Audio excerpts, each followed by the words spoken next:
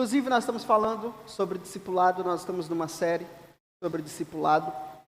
Eu comecei falando sobre isso na semana passada, vamos continuar hoje e nos próximos dias. O que é discipulado? Falei para você que discipulado é treinamento e ensino. Através do discipulado, nós somos fortalecidos, nós somos moldados ao caráter e à identidade de Cristo. O discipulado, ele não é um departamento da igreja. Nós não temos um departamento de discipulado. O discipulado é a vida da igreja. Amém?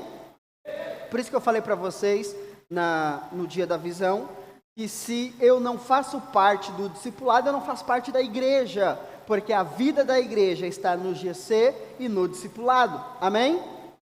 O que é discipulado? É um lugar de confronto, é lugar de exortação, de direcionamento, de oração, de cuidado.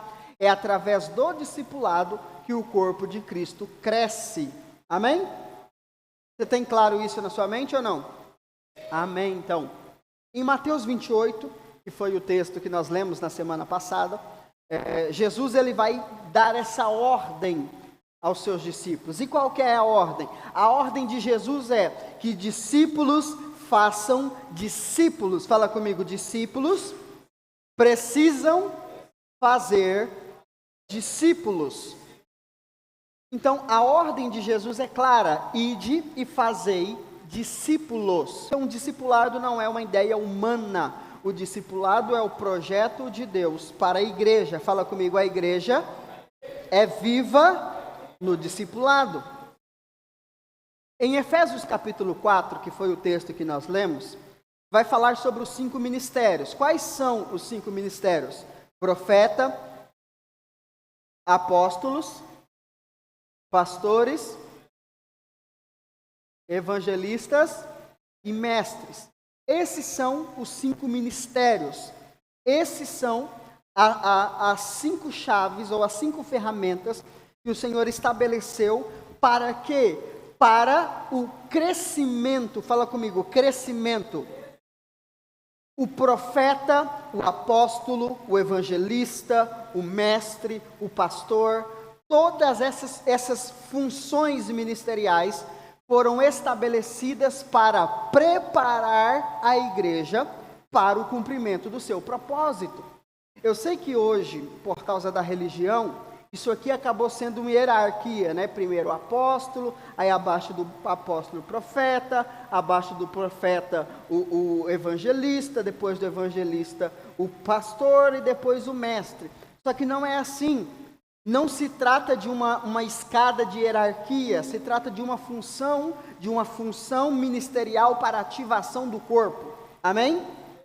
Então, esses 5 ministérios, eles são responsáveis por preparar a igreja para que a igreja cumpra o seu processo. Só que como que é feita essa preparação? A partir e através do discipulado. Amém? Então vamos lá. Vamos entrar na mensagem de hoje.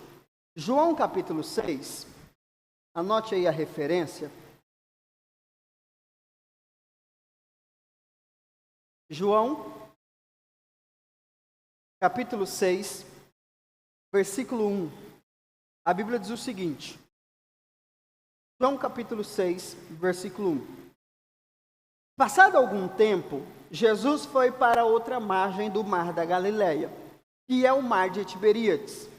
Então, uma grande multidão, fala comigo, grande multidão. Uma grande multidão o seguia, porque tinha visto os sinais que ele realizava nos enfermos. E Jesus subiu ao monte e sentou-se ali com os seus discípulos. Interessante que o texto vai dizer para nós aqui, que Jesus ele estava pregando, e ele fala para os discípulos, olha, vão para o outro lado, e nós vamos para lá, nós vamos descansar, e vamos tirar um tempo. Vamos tirar um tempo para nós. Depois que João Batista morre, Jesus recebe essa informação da morte de João Batista. Jesus então se isola com seus discípulos, para um tempo de reflexão, de descanso, afinal o primo dele acabava de morrer. Só que quando Jesus vai para o outro lado, quem vai atrás? Quem vai atrás? A multidão. A multidão percebe que Jesus sai, então a multidão vai atrás dele, que é o que vai estar registrado lá em Mateus 14. Mateus 14 vai contar sobre João sendo decapitado, e aí o texto vai dizer, versículo 13: assim que Jesus ouviu essas coisas, retirou-se de barco em particular, para um lugar deserto. Fala comigo, deserto. As multidões, entretanto, ao saberem disso, saíram das cidades e o seguiram a pé. Preste atenção, Jesus sai para quê? Para que Jesus saiu?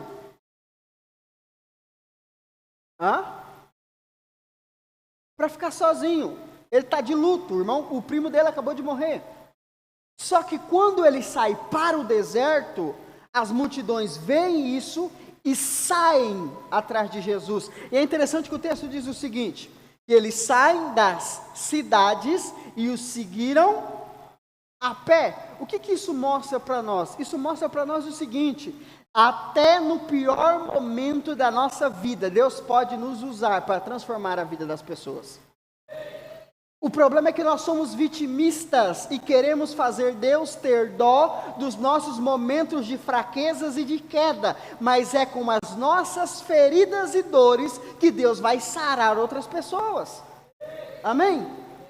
Uma pessoa que ela quebra financeiramente, se o Espírito Santo estiver sobre ela, ela vai se erguer, vai ser mais próspera do que ela era e vai ajudar outras pessoas a prosperarem. Agora, se eu quebro financeiramente, fico murmurando, porque eu sou dizimista, e como é que eu quebro? Se eu sou ofertante, como é que eu quebro? Irmão, aprende o seguinte: até na sua dor, Deus tem um propósito. Como diz o Kainan, como é que você falou? Esqueci. Toda dor tem um propósito, ou sei lá, alguma coisa assim. Então, irmão, se estiver doendo para você, saiba que Deus está te dando um antídoto para curar feridas de outras pessoas. Na área em que você for mais ferido, é a área que o Senhor vai te honrar e vai te usar para tocar outras pessoas.